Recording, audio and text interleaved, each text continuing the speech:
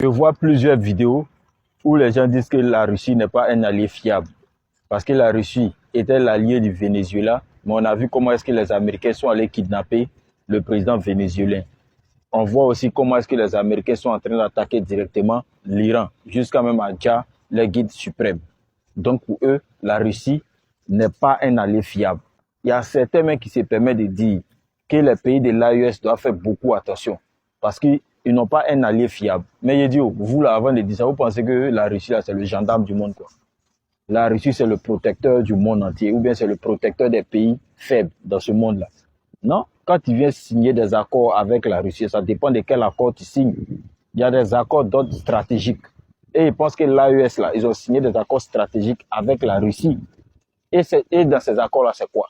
La Russie doit fournir des matériels militaires à l'AES. La Russie doit former les militaires de l'AES.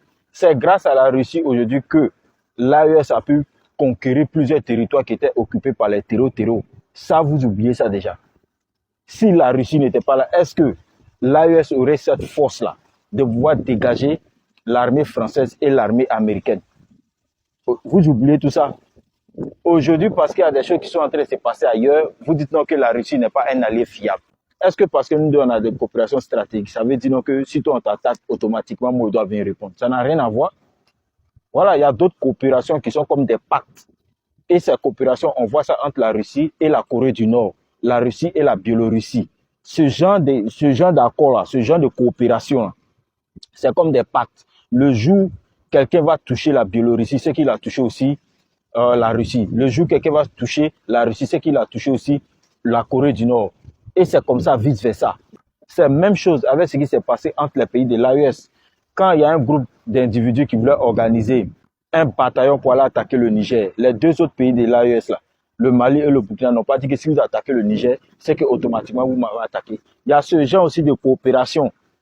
Voilà, mais est-ce que la Russie a signé ce genre de coopération avec le Venezuela? Non. On vous apporte le matériel et vous-même vous sécurisez votre territoire. C'est ce qui se passe avec l'AES et la Russie. La Russie apporte le matériel, la formation. La Russie apporte aussi un appui économique. Et puis l'AES même sécurise son territoire. Maintenant, si l'AES est attaquée par exemple, la France ou bien les États-Unis, mais la Russie n'a rien à voir dedans. Pas du tout. La Russie n'a rien à voir dedans. Ce que la Russie peut faire, c'est de donner des informations fiables pour que l'AES puisse se sécuriser. Ça fait partie de la coopération stratégique. Ce que la Russie peut faire, c'est d'apporter des armes. C'est la même chose ce qui s'est passé entre la Russie et l'Ukraine.